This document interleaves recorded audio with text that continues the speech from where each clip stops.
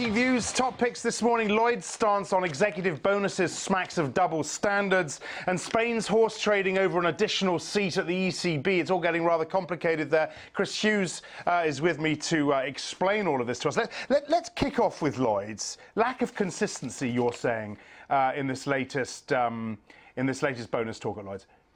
That's right, and we've seen this before actually at Lloyds. There does appear to be some sort of retrospective punishment going on over the, let's admit it, disastrous takeover of HBOS right in the depths of the crisis in 2008.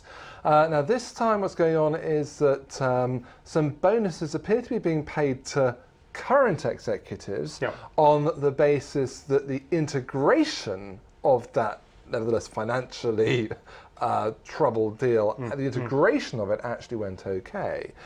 And yet the former CEO, Eric Daniels, should be getting a bonus for that as well. In the same plan, he ought to be being rewarded, but he appears to be being excluded. So he's the fall guy, if you like. Has he got any recourse?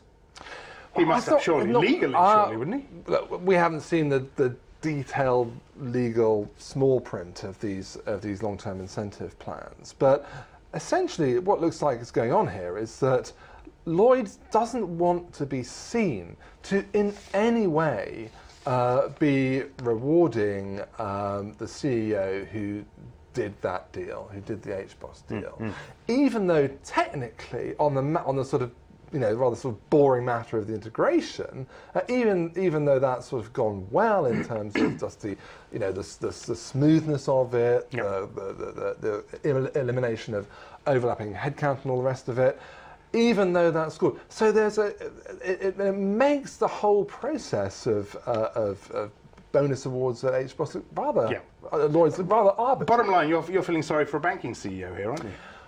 Well, no, we're not. No, we're not saying we feel sorry for him because we actually have some sympathy with the overall thrust. You can see why this is happening, but ultimately we prefer that contracts were honoured, and that you prefer it to be fair. And it was being applied consistently. Right, let's talk about Spain and the ECB. Now, this story is, of course, about Spain's seat on the ECB Governing Council. It looks like they may lose a second one because France have switched allegiance to Luxembourg. Do we know why they've done that? That's a bit of an oversimplification, but then it's a story that needs simplifying. Look, so there's a bit of horse trading going on over seats at the ECB, and it's all really sort of started by the planned retirement of a Spaniard who's got a seat for Spain. Now, of course, the sort of the makeup of the ECB and the mix of nationalities has changed a bit because obviously Mario Draghi has taken over. Now, the expectation was that even though a Spaniard was retiring, another Spaniard would come in and Spain would keep two seats and maintain influence. But the French are suddenly throwing a spanner in the works here.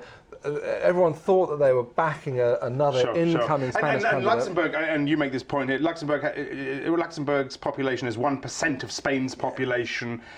You'd think Spain would get a say. I like this line. I mean, clearly your take, or Fiona's take, is this is a mistake. Having Spain fully on board would be an asset, particularly if it becomes a liability.